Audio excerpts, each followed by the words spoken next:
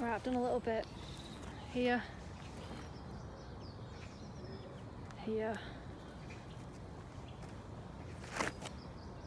So I'm going to put in the bag now. I'm going to finish off that bit today, and then this on this side is going to have to be another time because I've got work this afternoon.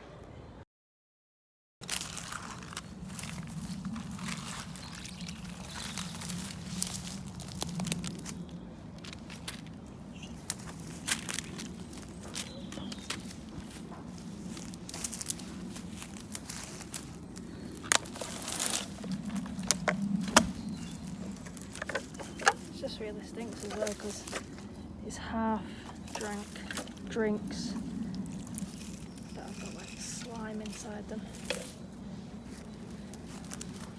Crisp packets with crisp that have gone all mushy. We're right next to the cemetery as well, so there's tons of, if you can see,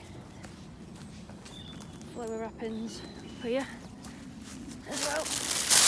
That must be the wind now.